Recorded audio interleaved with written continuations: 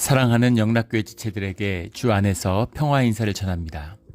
오늘은 2023년 2월 1일 수요일입니다.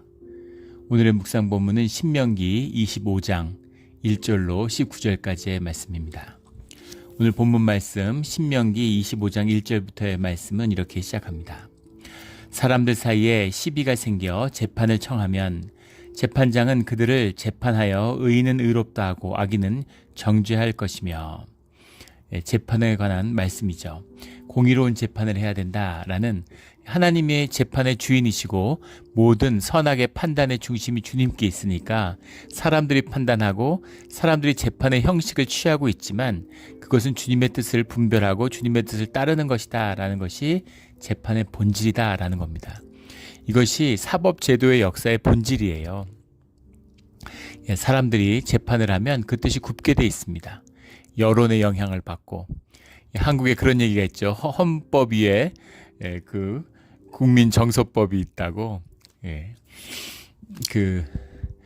무슨 인터넷에서 다크웹이라고 그러죠. 그런 무슨 성추행, 나쁜 아동 성추행 그런 동영상들을 회원제로 또 운영하고 판매하고 이러던 일당이 잡힌 일이 있었죠.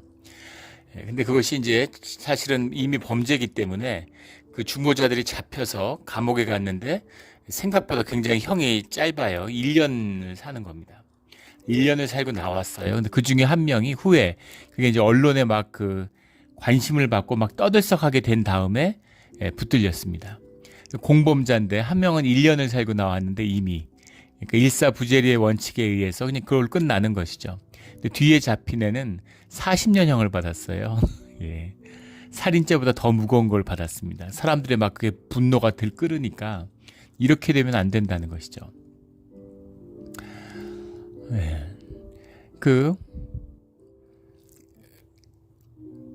타이타닉호가 침몰됐을 때 한 1,500명이 죽었는데 영국 관리 중에서 아무도 처벌받은 사람이 없었습니다.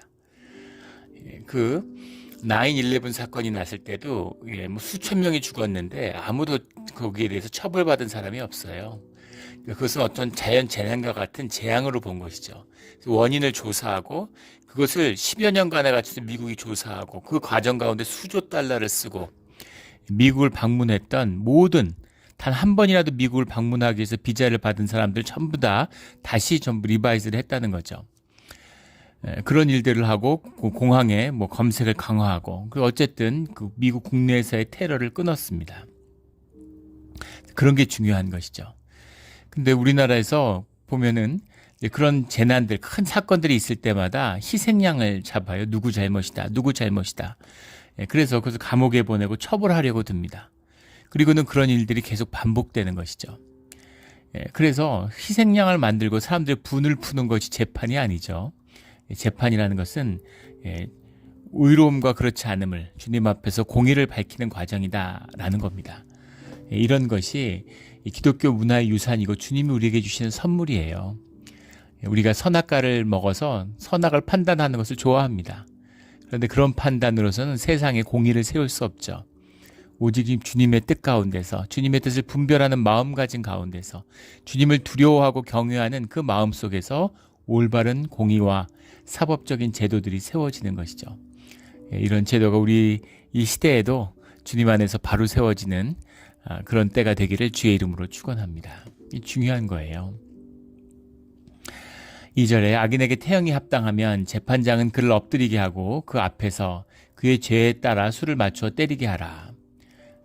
태형에 대한 죄에 맞게서 때리게 해라. 그런데 3절에 보면 40까지는 때리려니와 그것을 넘기지는 못할지니 이렇게 되어 있는데 40이라는 것은 이제 요즘 개념으로 하면 무기징역 같은 겁니다. 40대 이상 태형을 맞아야 될 일은 죽어야 될 일이죠. 사형에 처해야 될 일이에요. 40이라는 건 사실상 무기징역에 관한 것이다.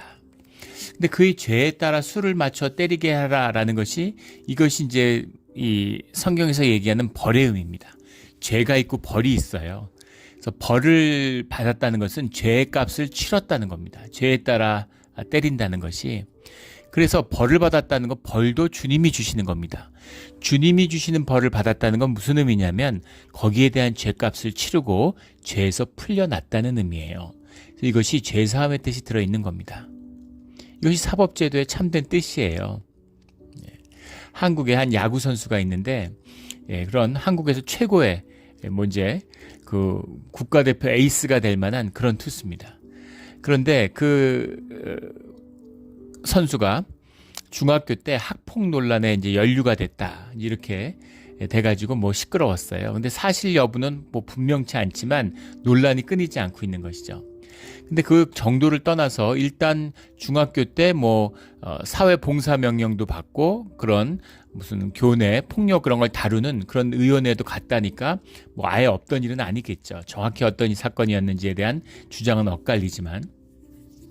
근데 문제는 뭐냐면 세월이 많이 지났는데 여전히 징계를 받고 있고 이번에 뭐 그 WBC라고 하는 야구 월드컵 같은 거죠. 거기에 대표로 탈락했어요. 근데 실력으로 보면 뽑혀서 마땅한데 그 논란을 피한 거죠. 그래서 뭐 시끄럽고 논란이 많습니다. 그래서 과거에 중학교 때 받았고 거기에 대한 죄값을 치렀는데 언제까지 그런 식으로 징계를 하느냐 뭐 이런 이제 이야기를 하는 사람도 있고 그 피해자들의 아픔이 있고 그런 게 있는데 무슨 소리냐 이러고 그걸 비난하는 목소리도 있습니다. 그런데 죄는 치렀지만 평생 이제 그 굴레를 쓰고 사는 것이죠. 근데 그건 벌이 아니에요. 성경에서 의미하는 벌이라고 하는 것, 성경에서 의미하는 재판을 받고 벌을 받았다는 의미는 그것이 죄사함을 치렀다는 얘기입니다. 그래서 나오면 그 죄에 대한 굴레가 벗겨져야 돼요. 그런 공의롭고 정의로운 사법제도가 돼야 됩니다. 지금은 이제 뭐 이렇게 인권이 강조되고 또 물론 자유주의의 영향 이런 것 때문에 죄에 대한 이게 점점 가벼워지죠. 또 무겁다고 죄값을 치르는 것도 아닙니다. 그래서 뭐 사람을 죽였는데 몇 년 안 살고 뭐 이렇게 되는 일이 나오는 거죠. 그래서 그 피해자의 부모는 막 한이 되고 옳지 않은 것이죠. 적정한 그 벌을 가해야 되는 겁니다. 그리고 벌을 받았다면 그것을 용서하고 죄사함을 받고 삶의 자리로 복귀할 수 있도록 그렇게 해줘야 되는 것이죠. 이것이 성경이 얘기하는 벌에 참된 의미다라는 겁니다. 이 벌과 관계돼서 대표적인 것이 우리 16세기에 로마 교회가 이제 문제가 됐던 면죄부라고 알려진 면죄부가 아니죠. 아무리 교회가 타락해도 면죄부를 팔지는 못합니다. 면벌부를 파는 거죠. 죄에 대해서 치러야 될 벌을 면해주는 면벌부를 파는 거지 교회가 면죄부를 팔 수는 없겠죠. 아무리 타락해도. 그것은 이제 주님을 없이 여기는 것이죠. 죄를 사해 주실 수 있는 분은 주님밖에 없습니다. 주님의 이름으로 벌을 주시면 그 벌을 달게 받고 죄값을 치르는 것이죠. 이것이 벌의 의미다라는 뜻입니다. 근데 3번에 40이라는 것은 벌 중에 최고예요. 40이라는 건 10이 4개잖아요. 4라는 것은 땅의 숫자고 10이라는 것은 땅의 숫자가 가장 충분히 채워진 숫자인 거죠. 40은 땅에서의 온전함, 땅에서의 완전함을 의미하는 게 40입니다. 40이라는 것이 성경에서 중요하게 쓰이는 그런 숫자죠. 40대를 맞았다라는 건 이제 무기징역으로 살았다, 요즘으로 하면 죽지 않는 가장 큰 죄값을 치렀다라는 거예요. 실제로는 40대를 때리지 않고 39대를 때렸다고 하는 겁니다. 사도 바울도 그런 고백을 하죠. 40에서 하나 모자란 매를 5번 맞았다, 이런 이야기를 합니다. 그래서 39대를 맞는 게 최고형이었다고 해요. 근데 왜 40을 안 때리고 39대를 때렸을까? 그래서 혹자는 무슨 때리다가 혹시 착각해서 40대를 넘길까봐 40대를 때리는 게 주님의 말씀인데 때리다 보면 40대 때리다 41대 때릴까봐 그래서 39대를 때린 것이다. 뭐 이런 주석도 봤는데 그거는 맞지 않는 것 같습니다. 유대의 전통 가운데 이제 설득력 있는 얘기는 이 세 가닥 채찍을 때리는 거죠. 때리라는 게 가죽 채찍을 때리는데 가죽 채찍이 그 가죽이 세 줄로 돼 있었다는 거예요. 세 줄 걸로 때리는 겁니다. 40대를 때린다고 하지만 실제는 한 번 때리는 게 3대 맞은 것으로 쳤다는 거죠. 그래서 13대를 때렸다는 거예요. 13 곱하기 3은 39잖아요. 그래서 39대, 13번을 때렸다는 겁니다. 4번을 때리면 42대가 되죠. 그래서 3번을 때려야 되기 때문에 39대가 사실상 가장 많이 맞는 것이 됐다라는 것이 정확한 해석일 것 같습니다. 역사적으로도 맞는 것 같고요. 그래서 40까지는 때리려니와 했지만 실제적으로는 39대를 때린 것이죠. 그렇게 때렸는데 만일 그것을 넘겨 매를 지나치게 때리면 내가 내 형제를 경히 여기는 것이 될까 하노라. 경히 여긴다 이렇게 썼는데 예전에 개역 한글에서는 천하게 여긴다 했던가 뭐 그런 해석이었던 것 같아요. 이걸 이제 가볍게 여긴다 그래서 경히 여긴다라고 되어 있는데 원문은 베니칼라흐라는 말입니다. 베니클라흐라는 말은 말 그대로 업신여긴다는 뜻이에요. 이게 무슨 뜻이냐면 그 고대 형벌 뭐 잔인했죠. 그래서 때리는데 너무 많이 때리는 겁니다. 그래서 맞으면 불구가 됐다고 그래요. 그래서 불구가 되면은 이제 그 세상에서 이제 업신여김을 받죠. 그래서 그렇게 하지 말라는 겁니다. 예, 그 죄에 대한 벌을 묻는다는 건 주님 앞에 묻는 거지 뭐 육체를 상하게 해서 그 사람이 평생에 고통받아라 이런 의미는 이제 아니다. 예, 죄 사함의 의미가 있다. 그것을 잊지 마라라는 겁니다. 미움 때문에 그 죄의 무거움 때문에 과도한 처벌을 해서 그 사람이 영원히 회복될 수 없는 삶을 만들지 마. 영원히 회복될 수가 없을 것 같으면 삶을 거두는 것이죠. 근데 회복된 삶을 살아라라는 것이 이 벌에 참된 의미다라는 겁니다. 우리 주님이 주시는 벌을 받지 않도록 살아야 되겠죠. 하지만 벌을 주신다면 달게 받고 죄에서 벗어나는 주님이 그 죄값을 우리에게 멍에를 씌우지 않기 위해서 십자가를 지신 거예요. 그러니까 이 은혜가 얼마나 큽니까? 근데 또 종교로 타락하니까 기독교가 타락하니까 십자가가 있는데 내가 무슨 죄가 있어? 무슨 벌을 받아? 이런 식으로 큰 소리치고 뻔뻔하고 떵떵거리는 그런 죄인들이 된 것이죠. 이게 오늘날 세상에서 손가락질 받는 교회의 모습입니다. 그런 뜻이 아니죠. 정말 무겁게 내가 받아야 할 벌이지만 내가 흘려야 할 피지만 주님이 흘려주셨다고 하는 그 은혜를 소중히 여기고 주님을 두려워하는 우리 크리스찬들이 되기를 주의 이름으로 축원합니다. 4절에 곡식 떠는 소에게 망을 씌우지 말지니라 이렇게 한 줄이 딱 나와 있는데 곡식을 떠는 소에 떤다는 얘기는 그 당시 추수하는 방식이죠. 소가 이렇게 나무에 쇠부지 같은 걸 받은 나무를 이제 그 틀을 끼고서 돌아다니면서 땅을 이렇게 이 곡식들을 이제 그 탈곡을 하는 이제 그런 과정이었다고 합니다. 이건 조금 이렇게 여유가 있는 것이죠. 그렇지 않고 소금요 그런 사람들은 이제 나무에 돌에 대고서 이걸 때려가지고 그 벼이삭, 밀이삭을 때려가지고 추수를 그래요. 소가 그것을 끄는데 소가 끄니까 이제 곡식을 끄니까 얼마나 이렇게 먹고 싶겠습니까? 그러니까 그걸 먹는데 그걸 못 먹게 하기 위해서 소 입에다 망을 씌우는데 그렇게 하지 말라는 겁니다.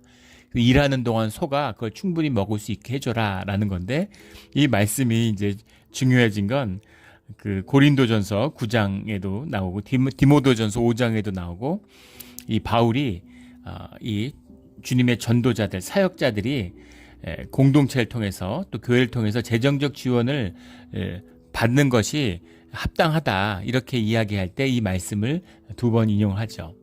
그리고 또 예수님이 무엇보다도 전도자가 저 먹을 것을 받는 것이 마땅하다 이렇게 마태복음 10장에서 말씀을 하셨죠. 그래서 이 말씀이 그런 주 안에서의 사명자들 그 일을 하는 자들이 그 주님이 주신 은혜를 그러니까 그 곡식도 주님이 주신 건데 소도 주님의 생명 가운데 있는 거잖아요. 그래서 열심히 일하는데 그것을 같이 나누는 이 은혜를 잊지 말아야 된다. 그런 뜻이죠. 인색하거나 야박해서는 안 된다라는 주님의 뜻이 들어있는 것입니다. 5절부터 10절까지는 이제 고엘이라고 하는 제도에 대한 계대 제도라고 그러죠. 대를 잇는 계대 결혼에 대한 죽은 형제에 대한 의무에 대한 말씀입니다. 5절에 보면 형제들이 함께 사는데 그중 하나가 죽고 아들이 없거든 그 죽은 자의 아내는 나가서 타인에게 시집가지 말 것이요 그 남편의 형제가 그에게 들어가서 그가 그를 맞이하여 아내로 삼아 그의 남편의 형제된 의무를 그에게 다 행할 것이요. 예, 남편이 죽으면 이제 형제가 결혼을 해서, 근데 이 형제라고 하는 것이 이제 넓은 의미에서의 이제 뭐 이스라엘이고 친족을 의미하는 것이었지, 이제 직접적인 형제는 아니다, 뭐 이런 식의 주석도 있습니다. 그러나 이것의 기원은 우리 창세기 38장에 나오는 유다와 다말의 이야기처럼 그때는 직접적인 형제의 이야기도 했죠. 근데 이 의미가 약화돼서 후대에 가면 먼 친척의 이야기, 롯기 같은 거 보면 이제 그 의미를 알 수 있죠. 그래서 형제가 죽으면 그 죽은 형제의 부인을, 형이 죽으면 동생이 이제 형수하고 결혼을 해서 대를 잇는 이제 그런 이야기입니다.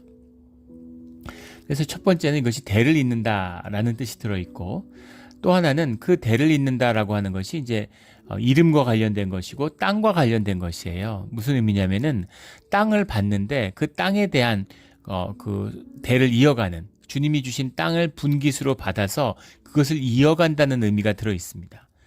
그래서 그 분깃을 이을 자, 그것을 계속 이어야 된다. 주님 안에서 그 뜻을 이어야 된다라는 뜻도 들어 있는 것이죠. 물론 이방인에게 결혼을 해서 이스라엘 공동체가 깨지지 않게 하라는 뜻도 들어 있죠. 그리고 또 하나 중요한 것은 그 당시에는 남편이 죽으면 살아갈 길이 없는 겁니다. 그런 시대예요, 고대는. 그런데 혼자 된 과부를 보호한다고 하는 복지의 뜻이 들어 있습니다. 요즘으로 하면 사회 안전망 같은 것이죠. 그래서 그 남편하고 얽혀서 가족을 이루고 있었는데, 그러는데 남편이 죽었다고 해서 친정으로 돌려보내거나 그렇게 하지 말고 그 살 길을 열어줘야 된다. 그 삶의 자리를 책임져 줘야 된다라는 뜻도 이제 들어 있다는 것이죠. 그래서 6절에 보면 그 이름이 이스라엘 중에서 끊어지지 않게 해라, 그것을 이어가게 해라, 그런 겁니다. 그런데 7절부터 나오는 걸 보면 그 계대 결혼이 꼭 의무사항인데, 의무적인 것인데 그것을 반드시 지켜야만 되는 그런 것이었느냐. 근데 그럴 수 있겠죠. 자기 형제 부인과 결혼하고 싶은, 또는 그 계대 제도를 잇고 싶은 마음이 전혀 없는 거예요. 고엘이라고 하는데 원문은 고엘이라는 게 물른다는 뜻이죠. 고엘이라는 뜻은 땅에 대한 이제 것에서 나온 겁니다. 주님의 뜻을 회복한다, 이런 뜻이 들어 있는 거죠. 그래서 고엘에 따라서 결혼하고 싶지 않은 사람이 있을 수 있지 않겠습니까? 그러면 그것을 결혼을 꼭 지키지 않아도 된다라는 뜻이 들어있는 겁니다. 안 해도 된다라기보다는 않을 수도, 결혼을 안 할 수도 있는 것이죠. 그렇게 될 경우, 아니 형제가 이제 결혼을 해줘야 되는데 못하겠다. 유다의 자식들도 그런 거잖아요. 근데 그럴 경우에는 7절에 그 형제의 아내는 그 성문으로 장로들에게로 나아가서 말하기를, 성문의 장로들에게 나아간다라는 건 그 마을의 유지지들을 찾아가서 어려운 사정을 얘기해라, 이런 얘기가 아니라 재판을 열라는 얘기입니다. 성문 앞에서 재판정이죠. 장로들이 재판관들입니다. 재판을 열어서 공의를 가려라 라는 뜻이에요. 그러니까 이것이 사사로운 가정의 얘기가 아니라 주님의 뜻과 관련된 얘기이기 때문에 시시비비를 분명히 밝혀야 된다, 이 얘기입니다. 그리고 이 사건을 공동체의 사건으로, 이스라엘 모두의 사건으로 받아들여야 된다 하는 뜻이 들어있는 거죠. 굉장히 중요한 문제다라는 겁니다. 남편의 형제된 의미를 이 사람이 행하지 않습니다 라고 고발했을 때 8절에 그 성읍 장로들은 그를 불러다가 말할 것이며 그가 이미 정한 뜻대로 말하기를, 내가 그 여자를 맞이하기를 즐겨하지 아니하노라 하면, 일단은 장로들이 불러서 그 계대제도, 고엘의 의미와 그렇게 해야 되는 것을 권고하라는 거죠. 권고를 해도 나는 못하겠다, 난 도저히 이거 못하겠다, 이렇게 나오면 그 다음 얘기가 9절부터의 이야기입니다. 9절에 뭐라고 나오냐면 그 발에서 신을 벗기고 그 얼굴에 침을 뱉으며 이르기를, 그의 형제의 집에 세우기를 즐겨하지 아닌 자에게는 이같이 할 것이라, 이렇게 되어 있습니다. 신을 벗긴다라는 것은 이제 공중의 의미가 들어 있었다고 해요. 토지 소유권의 이야기입니다. 어떻게 되겠어요? 땅을 다 물려받았는데 형제가 죽었는데 부인이 혼자 있는 겁니다.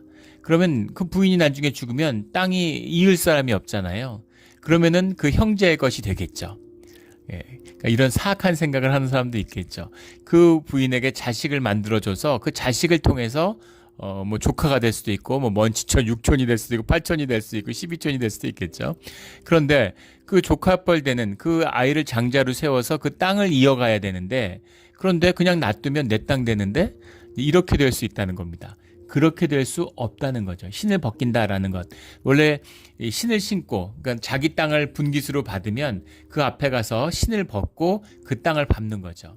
성전에 갔을 때, 신의 산에 갔을 때 신발을 벗잖아요. 신발을 벗는다는 건 주님 앞에 선다는 의미입니다. 주님 앞에 섰다는 건 주님의 뜻을 내가 받아들인다. 주님 앞에서 이것이 주님의 뜻이라는 것을 내가 인정하고 받아들인다라는 게 들어있는 거죠. 그래서 그것이 그 사람의 땅이 되는 것입니다. 땅을 물려받는 공직의 행위예요. 주님이 공증을 해주신다라는 뜻이죠. 그런데 그 신을 벗긴다라는 의미는 뭐냐면 그 사람은 이 땅에 대해서 그 땅에 주장할 수 있는 권리가 없다라는 뜻입니다. 그래서 설령 그 부인이 후사를 남기지 못하고 죽는다 하더라도 그 땅이 그 형제에게 돌아가지는 않는다라는 겁니다. 그래서 계대 결혼을 거부할 거면 그 땅에 대한 소유도 놓치게 된다, 잃어버린다라는 걸 분명히 해라 하는 것이죠. 이게 그 뜻입니다. 얼굴에 침을 뱉으며라는 거는 얼굴에 직접 침을 뱉지는 않겠죠. 해석을 얼굴에 침을 뱉으며 이렇게 했는데 야러카흐 버파나우라는 얘기예요. 야르카라는 게 이제 영어로 하면 스핏, 침 뱉는다라는 거고, 버파나우죠. 뭐 in his face 이렇게 되는데 in his face니까 얼굴에다 침을 뱉는다라고 해석을 했는데 얼굴에 뱉은 건 아니고 눈앞에서 뱉으라는 얘기입니다. 그 사람 보는 앞에서 이제 너는 우리하고 이제 형제의 연은 없어. 고엘로 묶인 건 이것으로 풀어졌다라는 의미로 침을 뱉는 것이죠. 이제 더 이상 너하고 나는 가족 아니야, 이런 의미입니다. 그리고 이 땅도 너하고 아무 상관이 없어. 이렇게 그 끊는 그 형식을 취하는 거죠. 가족이 아니란 얘기입니다. 그러면 10절에 이스라엘 중에서 그의 이름을 신겹김 받은 자의 집이라 부를 것이라. 신벗김 받은 자의 집이다라는 것은 하찮은 집이다. 아주 우스운 집이다. 아주 우스운 집안이야. 아주 하찮은 보잘것없는 집안이야. 이런 식으로 사람들이 불림을 받을 것이다라는 겁니다. 여기에 포인트는 뭐냐면 계대 결혼이라는 것이 강제가 아니었다는 겁니다. 선택의 여지가 있어요. 그래서 이것은 도덕적인 규례라는 겁니다. 욕먹을 일이지 벌 받을 일은 아니라는 거예요. 그런 일이 있죠. 한국에 참 그 사법제도를 바로 세운다는 게 얼마나 어려운 일인가. 그 기독교 전통이 있지 않은 나라들은 사법제도가 제대로 작용하는 나라가 드뭅니다. 그것이 이제 기독교 문명의 유산이죠. 같은 뭐 기독교라고 그래도 또 이제 멕시코와 미국이 왜 이렇게 차이가 났을까? 가장 큰 차이가 사법제도의 문제라는 거 아니에요? 그러니까 하나님에 대한 신앙이 회복되는, 그러니까 종교개혁이 일어났던 지역들이 사법제도가 공정하고 그런 나라들이 번영해요. 이것은 뭐 역사의 실제죠. 근데 물론 하나님을 존중하고 하나님이 복을 내려주셨기 때문이기도 하지만 사법제도의 공정성이라는 게 사회 발전을 견인한다고 사회학자들이 이야기하는 거죠. 그러나 사법제도를 바로 세우기 위해선 하나님 앞에 공의가 바로 서야 되는 겁니다. 예전에 뭐 여러 해 됐죠. 한국의 큰 재벌의 딸인데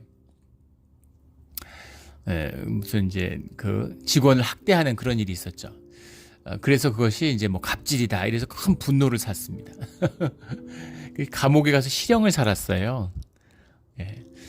근데 직원한테 이제 커피잔을 뭐 집어 던졌다. 이래가지고 이제 그 큰 문제가 됐는데,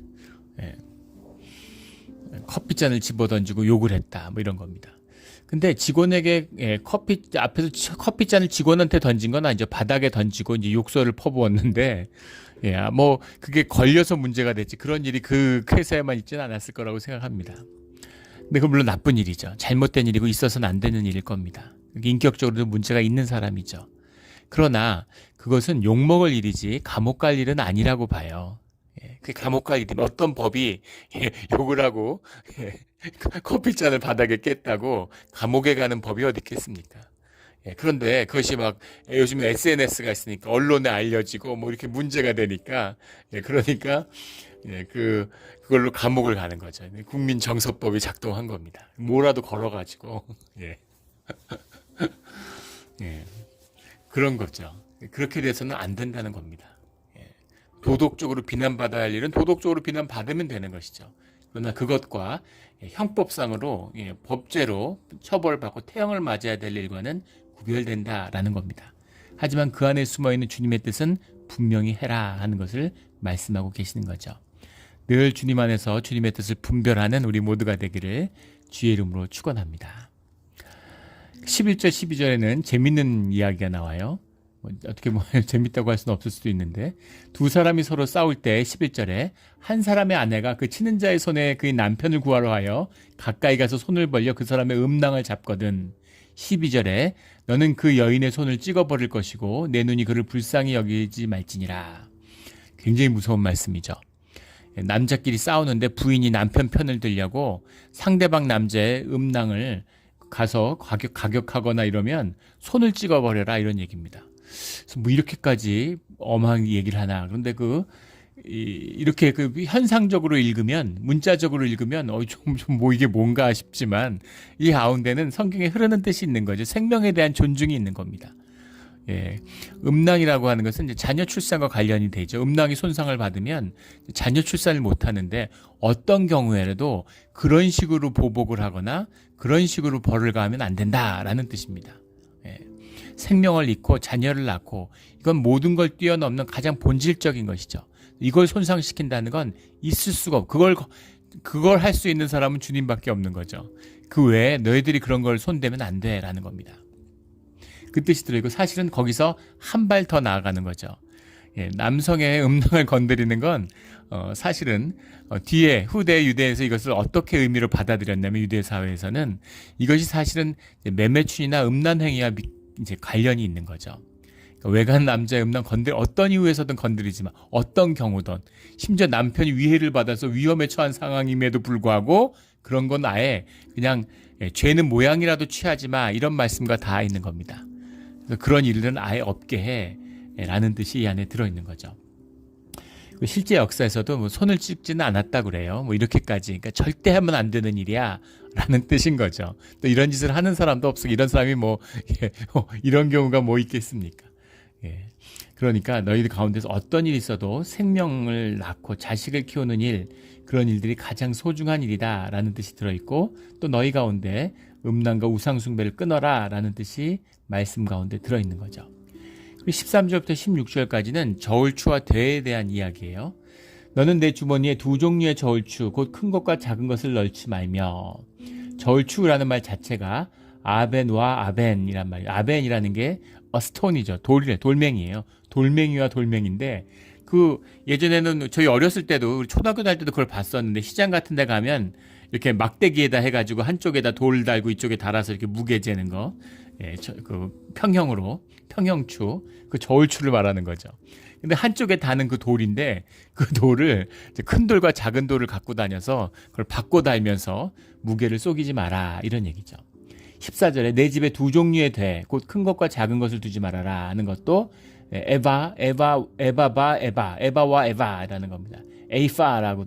에이파가 우리 에바라는 것, 한 에바의 곡식, 뭐 이렇게 에바 곡식, 뭐 두 에바 이럴 때 곡식을 담는 된 거죠. 그릇, 항아리였다 그래요. 근데 그걸 두 개를 두지 마라.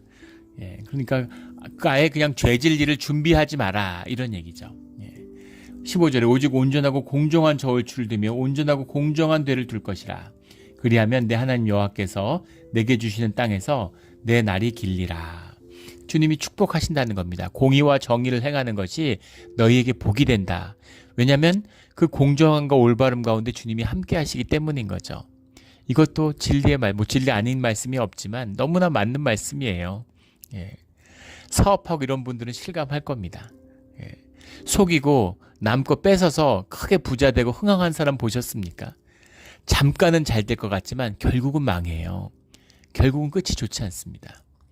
그래서 공정하게 땀 흘려 열심히 일하고 주님의 축복이 임하는 자리에 부요함이 있고 풍성함이 있고 큰 부를 누리게 되는 거죠. 이건 뭐 예외가 없는 것 같아요. 예. 도둑질해서 자자손손 잘 사는 사람 보셨습니까? 예, 그 사람은 잘 살 것 같지만 결국은 그 재산을 지키지 못해요.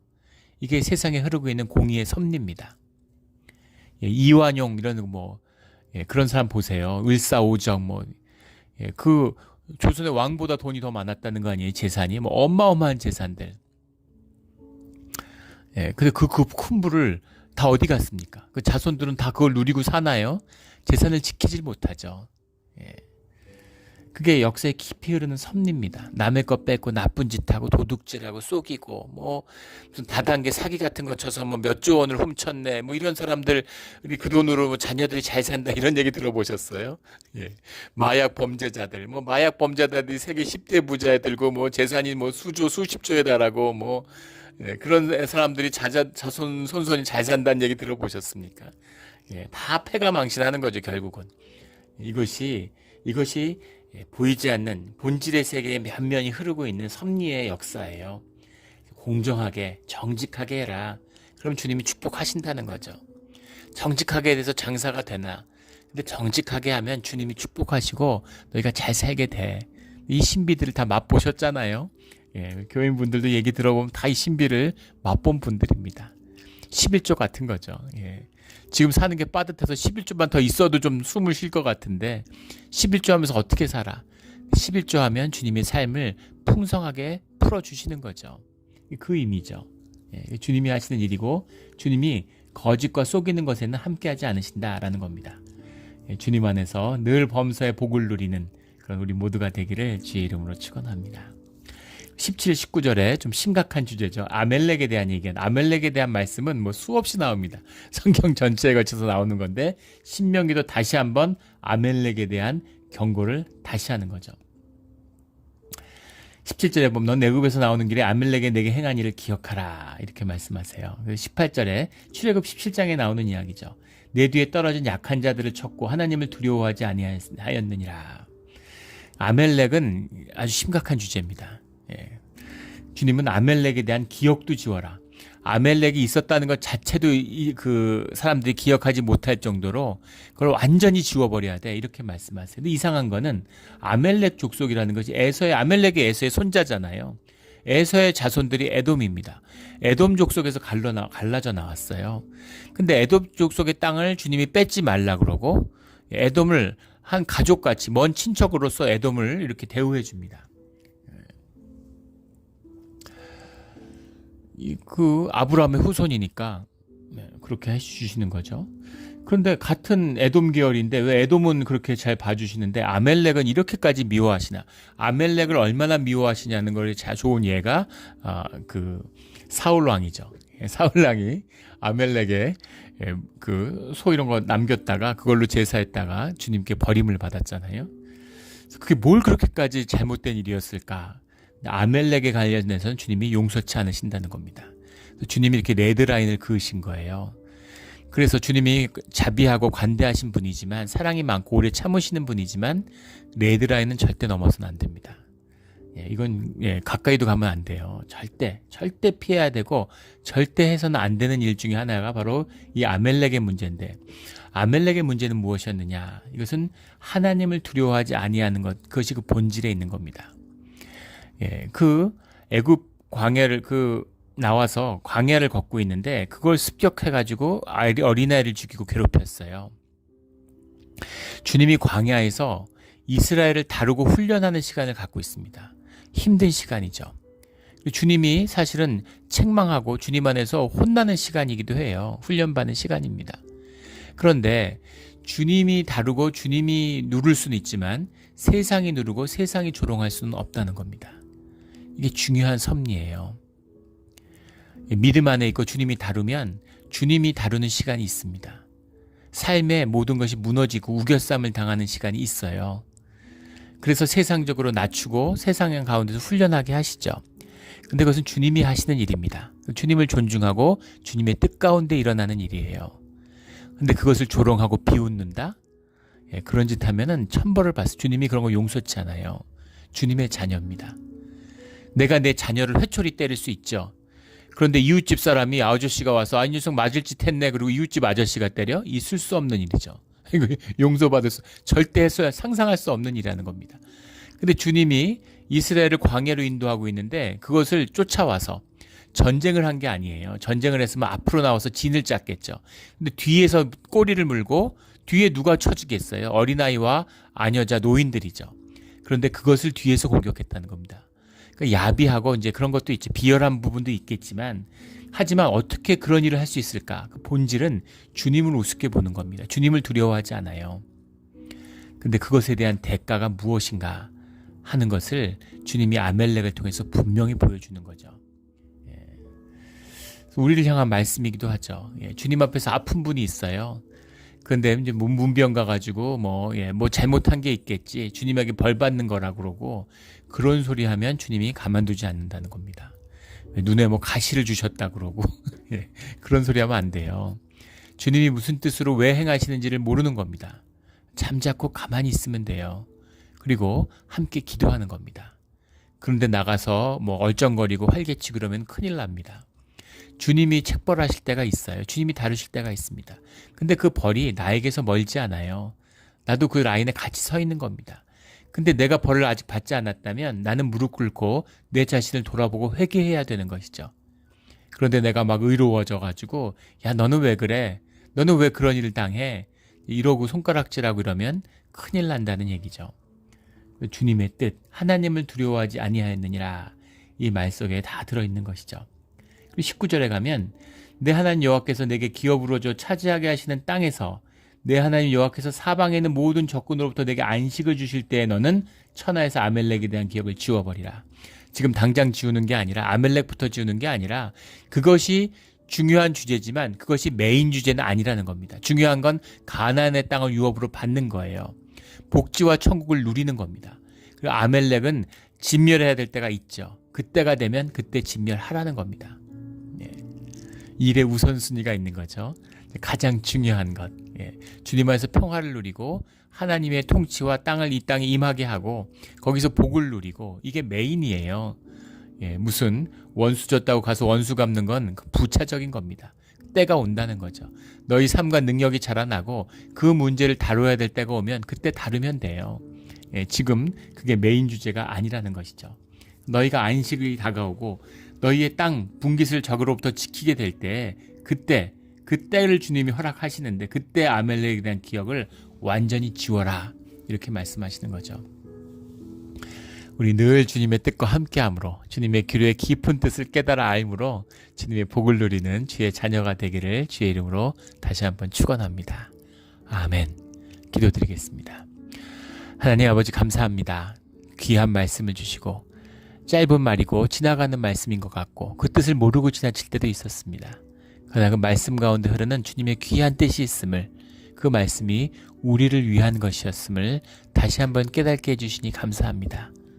말씀을 깨달아 지키고, 깨닫지 못할 때에도 먼저 지키고 행해서 주님의 말씀의 깊은 사랑을, 자비를, 은혜를 만나고 복을 누리는 우리의 삶의 자리, 오늘 하루가 되게 하여 주시옵소서.